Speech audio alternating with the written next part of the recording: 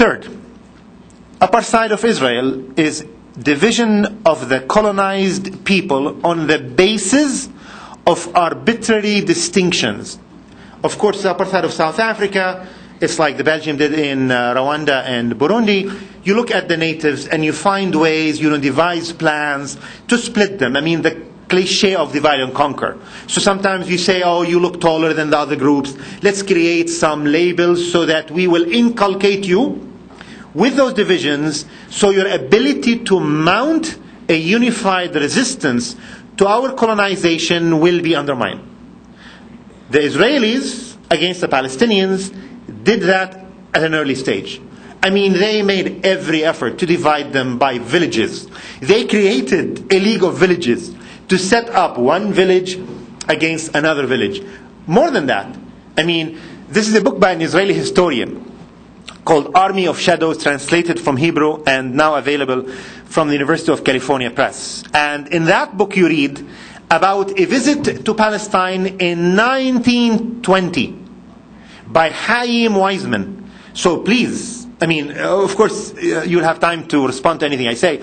So don't tell me now, there is Palestinian terrorism. I'm talking about 1920. 1920, Chaim Weizmann assembled Zionist leaders in Palestine and said to them, I want you to put a plan to see how Zionism can prevail.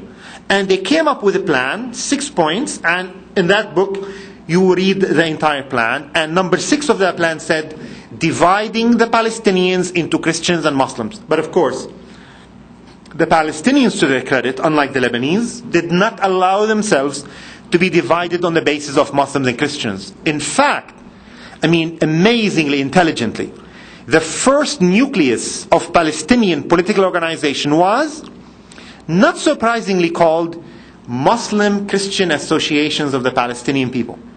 This happened in the 1920s and 30s. They knew of the plan of the Zionists and they wanted to abort it. 4, the use of mass violence on the majority population by the minority population. Mass violence. I mean, Israel and South Africa both coordinated. I mean, there's a book on the cooperation between the two states. Jane Hunter has a book about that, which now is forgotten because apartheid was dismantled. But those of us who lived in the time of apartheid, we used to follow the close relationship, which was not coincidental, between Israel and the South Africa white minority regime. In fact, they cooperated on military strategy, and they shared intelligence for the constructions of weapons of mass destruction that both regimes have engineered together, because they both adhere to the ideology of the use of mass violence on the majority population.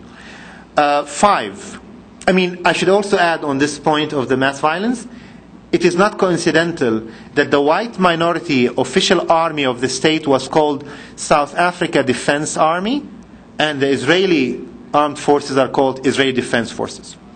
I mean, this is like Orwellian doublespeak, right? I mean, you call offense defense and so on, and war and peace and all that. 5, the promotion of an ideology that promotes the superiority of the few. I mean, this is so blatant. I mean, you don't have to read Hebrew about this. I mean, it is so blatant in Israel, the promotion of the supremacy of one group over another, and the denigration of the subject colonized group. 6, apartheid of Israel, like South Africa's apartheid, is based on the delegitimization of any form of resistance to colonization. So not only you promote your violence, but you delegitimize the violence of the occupied and the natives. And you call it names. They used to, by the way, Israel and South Africa in the 60s, they used to call the violence of the occupied sabotage. They decided sometime in the 70s to refer to it as terrorism, and that's a word. Some of you will say, but the terrorism of the Palestinian should be delegitimized. And I'm not talking about that now. But Israel was delegitimizing violence of the Palestinians when the Palestinians were not even resorting to violence. Israel was killing Palestinians when the Palestinians were adhering to peaceful struggle against Israel. I mean, read a book by a mainstream, and I would argue racist, Israeli historian Benny Morris. In his book, Righteous Victims, he talks about from 1950s and 1960s, the Palestinians did not have a PLO, did not have Hamas, did not have suicide bombing, were not resorting to violence against Israel. But many Palestinians, like the ones I described to you, who had deeds to the land, who left homes behind, and who wanted to check on their land that they left behind. So they tried to sneak in to check their lands, their homes, their villages. And one by one they were shot like pigeons. The number of those Palestinians before there was a Palestinian political and violent movement is in the thousands. Thousands of Palestinians. And yet they were called terrorists. But some people say the delegitimization of Palestinian violence should take place. And to that I say a few things. One, I mean, there are forms of violence that Palestinians or others may adhere to that I do not like, and I object and I oppose, like suicide bombings. I mean, I don't like suicide to begin with, so to combine that for any cause, I don't like it. But, two, if you oppose suicide bombing as I do, you should blame those who are responsible to drive Palestinians to resort to that, and that is successive Israeli governments over the years. Three, if you want to be opposed to terrorism and violence, you have to oppose those who are killing the largest number of civilians. I mean, let's say, and I'm willing to concede, we should oppose the killing of any civilians anywhere. I am fine with that.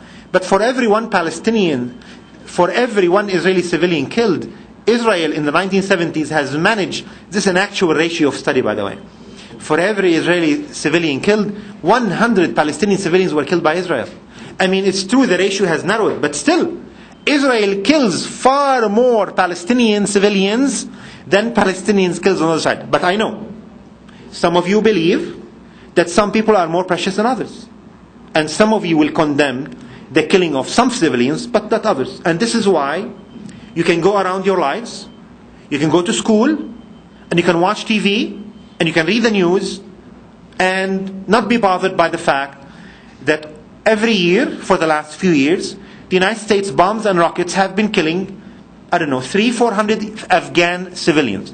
So I am aware that there is an ideology that justifies the dropping of bombs and rockets on civilians if they belong to an inferior group in the eyes of another group. The fourth point about terrorism is, let us go to the root of terrorism and let us examine, as historian, the roots of the spread of the menace of terrorism in our land. I and others have done that. And you'll find how it started.